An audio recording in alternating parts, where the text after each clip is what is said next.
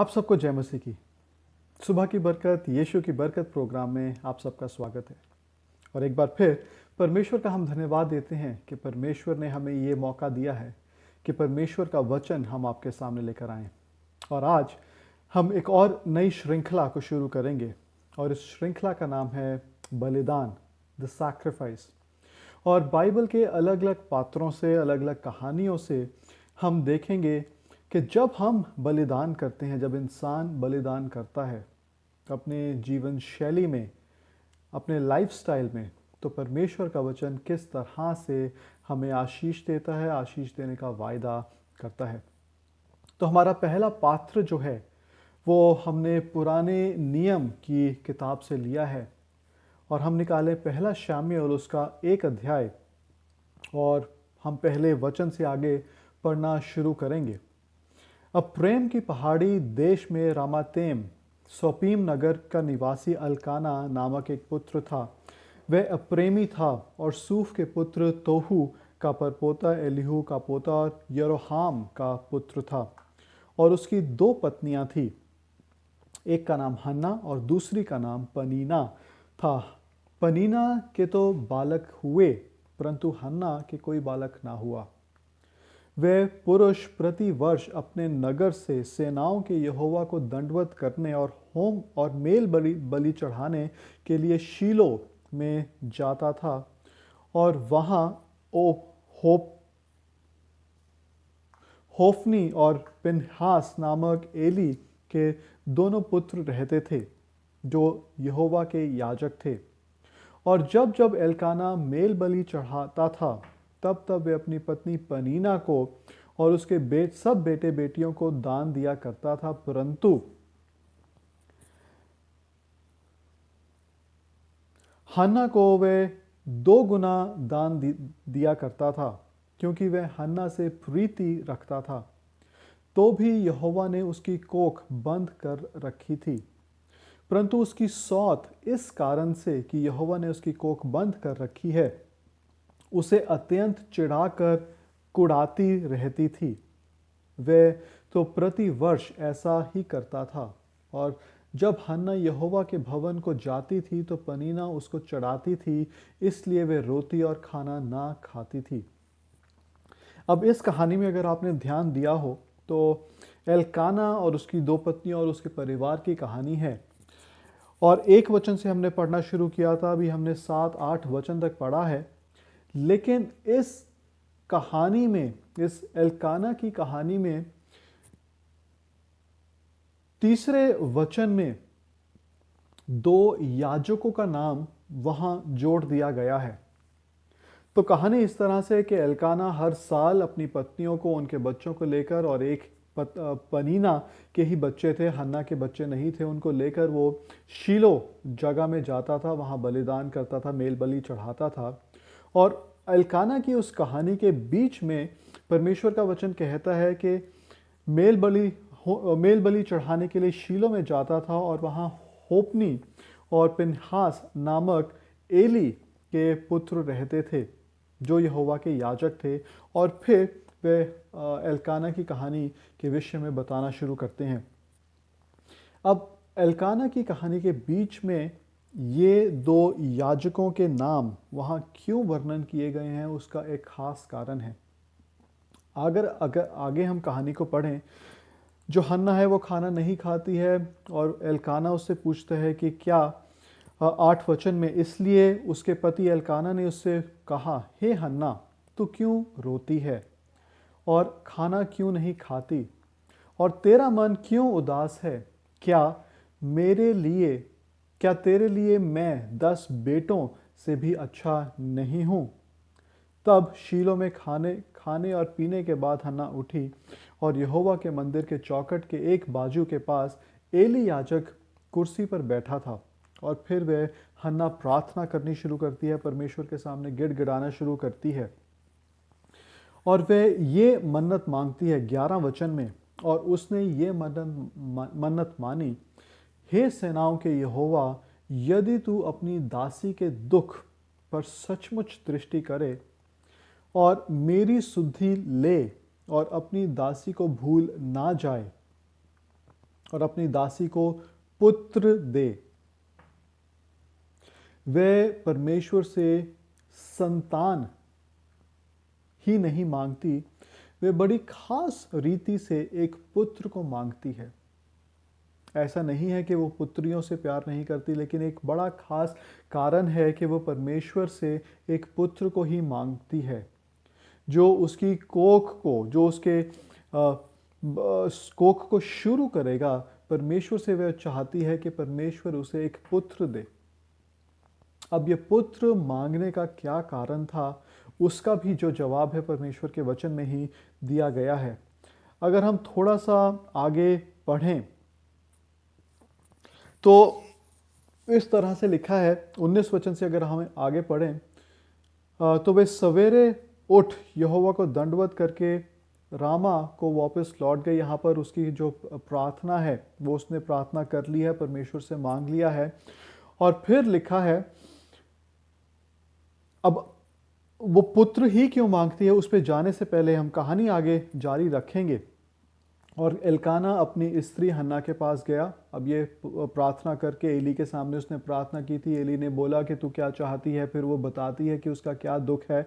और फिर एली उसको कहता है कि जैसा तूने मांगा है वैसा परमेश्वर तेरे लिए करे। और फिर वहाँ से वो उठती है और वापस चली जाती है। और 19 वचन से लिखा है, वह सवेरे उठ यहोवा को दंडवत करके रामा में अपने घर लौट गए। और एल्काना अपनी स्त्री हन्ना के पास गया और परमेश्वर ने उसकी सुधि ली। तब हन्ना गर्भवती हुई और समय पर उसके एक पुत्र हुआ। उसने पुत्र मांगा था, परमेश्वर ने उसको पुत्र ही दिया और उसका नाम शमूएल रखा, क्योंकि वह कहने लगी, मैंने यहोवा से मांग कर इसे पाया है।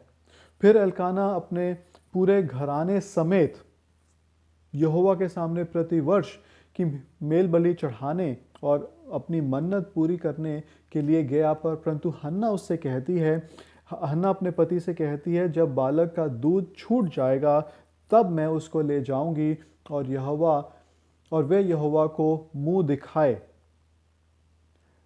और वे सदा बना रहे। तो हन्ना ये प्रार्थना करती है कि परमेश्वर तू मुझे पुत्र दे और मैं उस पुत्र को तुझे लौटा दूंगी, मैं तुझे दे दूंगी। हम 11 वचन में वापस जाएंगे। वहां लिखा है, जब वे प्रार्थना करती है तो वह कहती है, हे सेनाओं के यहोवा, तू अपनी दासी के दुख पर सचमुच दृष्टि कर कि और मेरी सुधि ले और अपनी दासी को भूल ना जाओ और अपनी दासी को पुत्र दे, तो मैं उसके जीवन भर के लिए यहोवा को अर्पण कर दूंगी। अब हम सोचकर देखें कि जब हम कोई चीज़ परमेश्वर से मांगते हैं और हमें उसकी बहुत ज़्यादा ज़रूरत है। अब जो हन्ना की सौत थी पनीना, वो उसको बार बार, साल प्रति साल, दिन प्रतिदिन, हफ्ते प्रति हफ्ते, महीने प्रति महीने वो उसको चिढ़ाती थी। और बाइबल बड़ा साफ साफ कहती है कि पनीना उसको चिढ़ाती थी। और यही प्रार्थना करके वे परमेश्वर के सामने भी जाती है।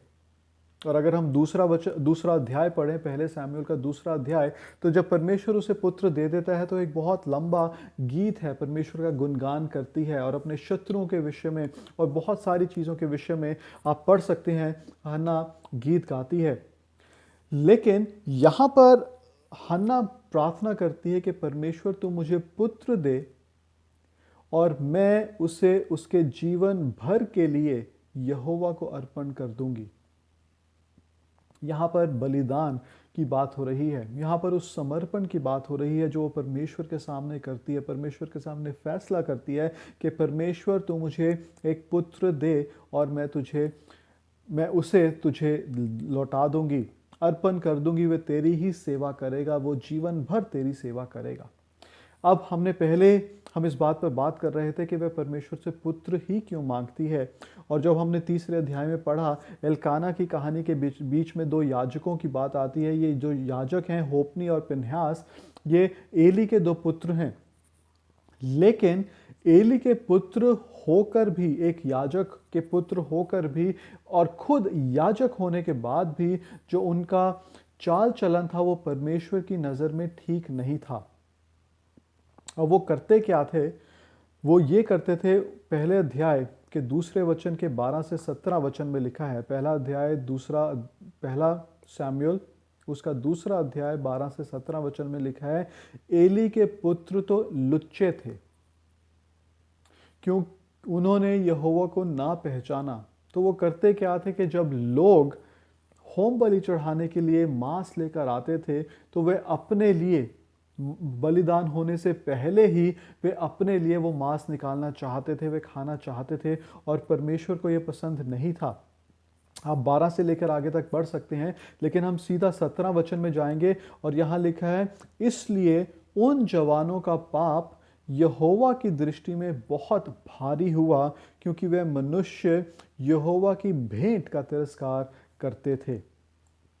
और आगे एक और वचन है, पहला शमूएल उसका दूसरा अध्याय 22 से 24 वचन, एली तो अति बूढ़ा हो गया था और उसने सुना था कि उसके पुत्र सारे इज़राइल में कैसा कैसा व्यवहार करते हैं, वरन मिलाप वाले तंबू के द्वार पर सेवा करने वाली स्त्रियों के संग कुकर्म भी करते थे। इस तरह का व्यवहार उन याजकों का था। और बाइबल ये भी बोलती है कि उस समय परमेश्वर ने लोगों से बातचीत करना बंद कर दिया था, क्योंकि परमेश्वर के सामने लोगों का प्रतिनिधित्व करने के लिए ये जो याजक थे, ये परमेश्वर की राह पर नहीं चल रहे थे। पहले शमूएल उसके तीसरे अध्याय के 1 वचन में लिखा है, वे बालक शमूएल एली के सामने यहोवा की सेवा टहल कर रहा था। उन दिनों में यहोवा का वचन दुर्लभ था और दर्शन कम मिलता था। उस समय परमेश्वर के जो याजक थे, जो भविष्यवक्ता हुआ करते थे, जो याजक हुआ करते थे, उनको परमेश्वर दर्शन देकर लोगों से बातचीत करता था। लेकिन अब इस समय में एली जो है वो बूढ़ा हो गया है, अपने बच्चों को, अपने पुत्रों को उसने सही शिक्षा नहीं दी है, उनको रास्ते पर नहीं लेकर आ रहा, और उसके जो बच्चे हैं वे परमेश्वर की नज़र में दुष्कर्म कर रहे हैं, गलत काम कर रहे हैं, परमेश्वर से अलग हैं। वे सिर्फ अपने स्वार्थ के लिए, अपने खाने पीने के लिए, अपने पेट को भरने के लिए वो सिर्फ अपनी अधिकार का इस्तेमाल करते हैं। मिलाप वाले तंबुओं में स्त्रियों से वो दुष्कर्म करते हैं, और इसी कारण से परमेश्वर का जो वचन था, परमेश्वर के जो दर्शन थे, परमेश्वर का जो वचन था वो दुर्लभ हो गया था। और यही बात हन्ना देखती है। वह उस समय की ज़रूरत को पहचानती है। उसके पास पुत्र नहीं है, उसके पास कोई संतान नहीं है, और वह परमेश्वर से एक बेटा मांगती है, एक पुत्र मांगती है। और फिर वह फैसला करती है, फिर वह प्रार्थना करती है कि परमेश्वर, अगर आप मुझे बेटा देंगे, अगर आप मुझे पुत्र देंगे, तो उस बेटे को मैं आपकी सेवा करने के लिए हमेशा के लिए सौंप दूंगी, ताकि ये जो 2 याजक हैं, होप्नी और फिनहास, उनको मैं देखती हूँ वो परमेश्वर की नज़र में सही नहीं है, वे दुष्कर्म कर रहे हैं, वे गलत काम कर रहे हैं। मैं ऐसा अपने पुत्र को नहीं करने दूंगी। वह परमेश्वर आपकी नज़र में वो सही रीति से चलेगा, मैं उसको आपकी सेवा के लिए सौंप दूंगी, वह आपके ही मंदिर में रहेगा, आपकी ही सेवा करेगा। ऐसा बलिदान करने के लिए हन्ना तैयार थी। आज हम हमारे जीवनों की अगर बात करें, हमारी जब संतान होती है तो हम क्या चाहते हैं हमारी संतान करे? डॉक्टर, इंजीनियर या नर्सिंग प्रोफेशन, हम अच्छे अच्छे प्रोफेशंस चाहते हैं कि हमारी संतान उन प्रोफेशंस में जाए, अच्छा नाम कमाए, अच्छा पैसा कमाए। अब क्या ये गलत है? बिल्कुल भी गलत नहीं है। लेकिन हमारे जीवन का, हमारे बच्चों से हम क्या उद्देश्य है? क्या सिर्फ यही है कि वे अच्छा नाम कमाकर अच्छा पैसा कमाएं, या हम ये चाहते हैं कि वो परमेश्वर जिसने हमें जीवन दिया, जिसने हमें बचाया, जिसने हमें उद्धार दिया, जिसने अपने पुत्र यीशु मसीह को भी नहीं रख छोड़ा, अपने पुत्र यीशु मसीह को हमारे लिए भेज दिया, बलिदान होने के लिए भेज दिया, हम क्या इतने स्वार्थी हैं कि हम अपने बच्चों को, अपने परिवारों को परमेश्वर की हम सेवा में नहीं भेजते? अब एक संस्था के साथ जब मैं भारत में था, मैं काम करता था, ये बहुत साल पहले की बात है, और उस संस्था में वे बाइबल स्कूल चलाते थे।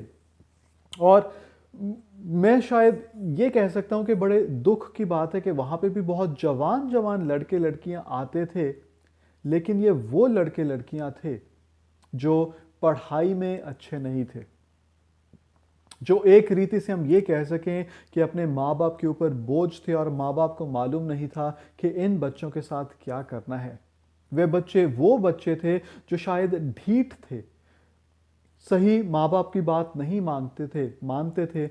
और माँ बाप क्या करते थे कि ऐसे बच्चों को 14, 15, 16 साल तक के बच्चों को वो बाइबल स्कूल में भेज देते थे।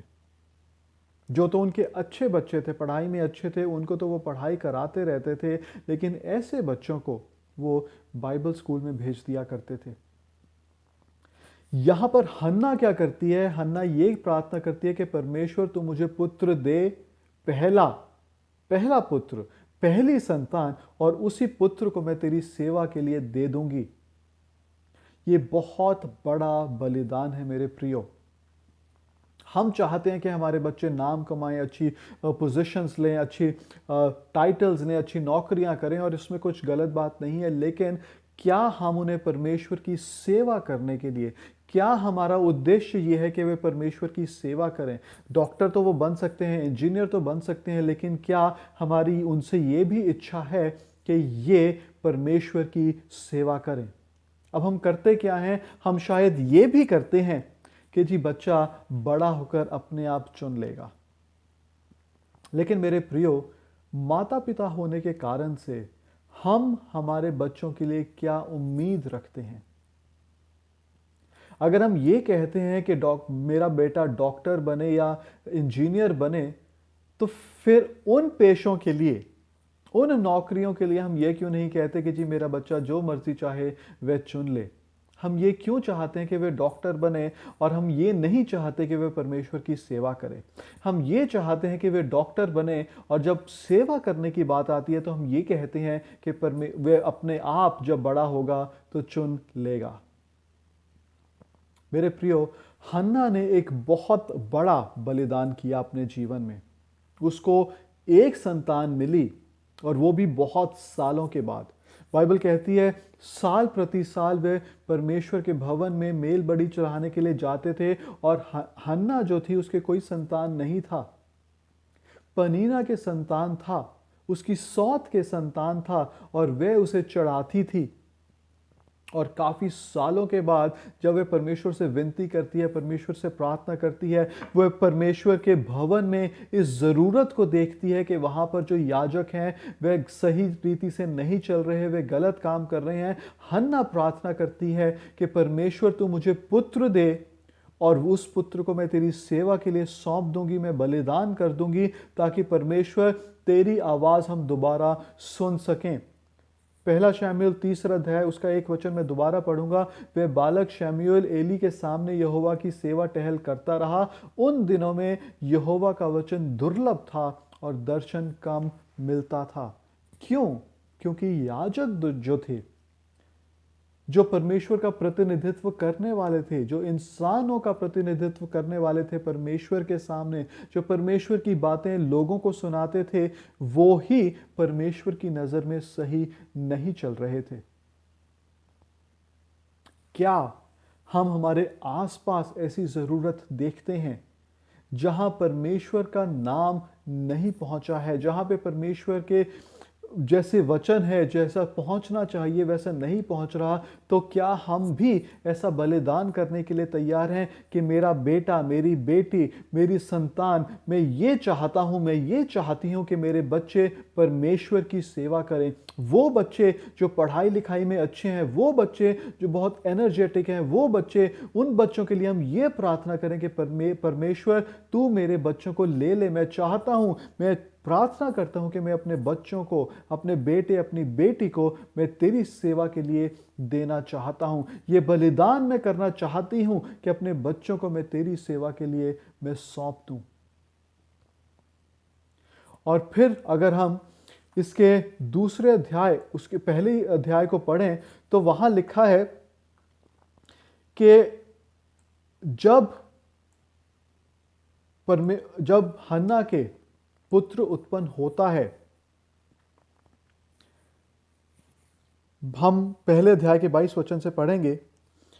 परंतु हन्ना अपने पति से यह कहकर घर में रह गई। अब उसके पुत्र उत्पन्न हो गया है, उसने उसका नाम शमूएल रखा है। हन्ना जो एल्काना है वो हर साल की तरह शीलो में जाना चाहता है कि वहां पे मेल बलि चढ़ाए, लेकिन हन्ना 22 वचन में, पहले अध्याय के 22 वचन में कहती है, परंतु हन्ना अपने पति से यह कहकर घर में रह गई, जब बालक का दूध छूट जाएगा तब मैं उसको ले जाऊंगी कि वे यहोवा को मुंह दिखाए और वहां सदा बना रहे। और वो ऐसा ही करती है। अब हन्ना, ये भी ध्यान देने वाली बात है कि जो शमूएल है वो बहुत ज्यादा बड़ा नहीं होता। जब उसका दूध छूट जाता है,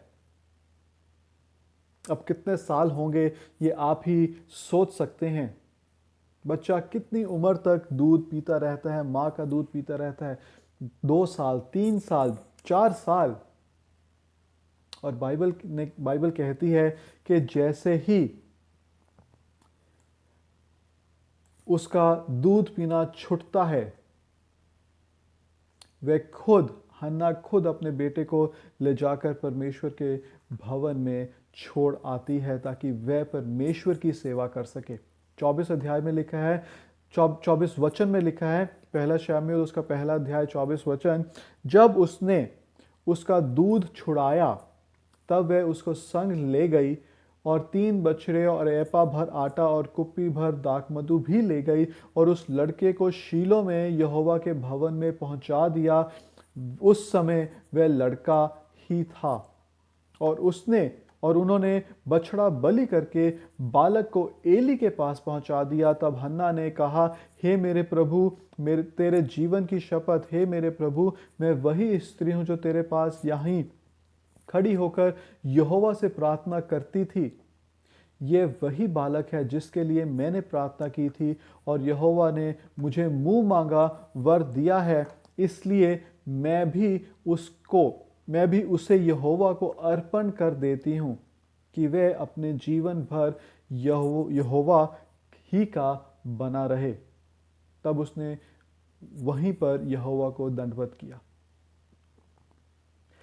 उसका बचपन भी, जो शमूएल का बचपन भी था, वो भी पूरी तरह से जो हन्ना है वो उसका आनंद नहीं ले पाती।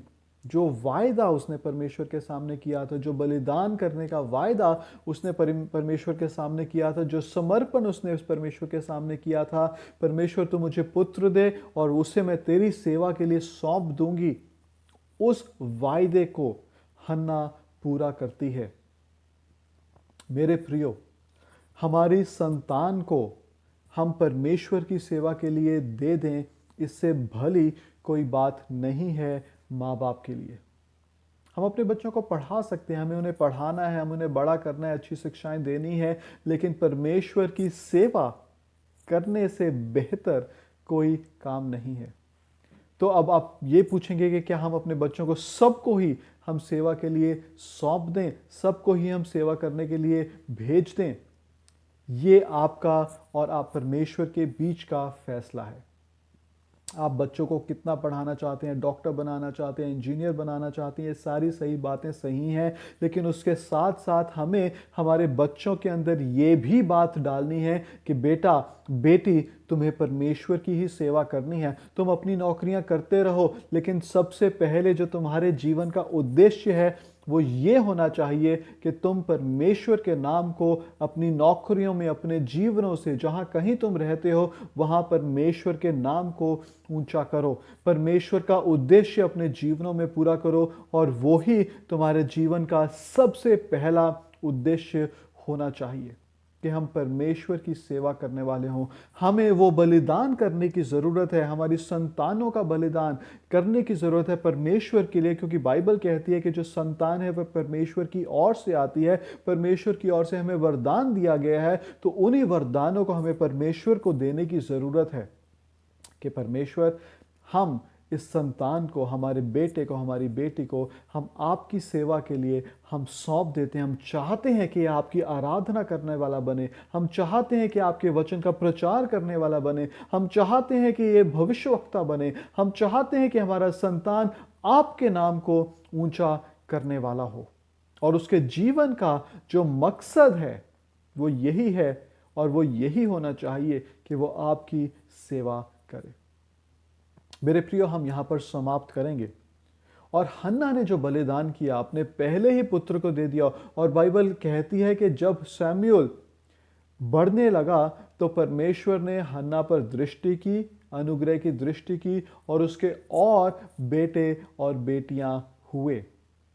परमेश्वर जब हमारे उस फैसले को पूरा करते हुए परमेश्वर हमें देखता है तो परमेश्वर हमें और भी आशीष देता है। आइए हम प्रार्थना करें। पिता परमेश्वर, इस बलिदान के विषय में जो हन्ना ने किया था और जो आज हमने सीखा है, हम अपने जीवनों को आपके हाथों में सौंप देते हैं। आप हमारी सहायता मदद कीजिए ताकि हम इस तरह का बलिदान हम आपकी सेवा के लिए हम करने वाले हों, हमारे बच्चों को हम आपकी सेवा के लिए हम देने वाले हों। आप हमारी सहायता मदद कीजिए। वो दिल आप हमें दीजिए ताकि आपकी सेवा करना ही हमारे लिए और हमारी संतानों के लिए, हमारे परिवारों के लिए सबसे मुख्य उद्देश्य हो।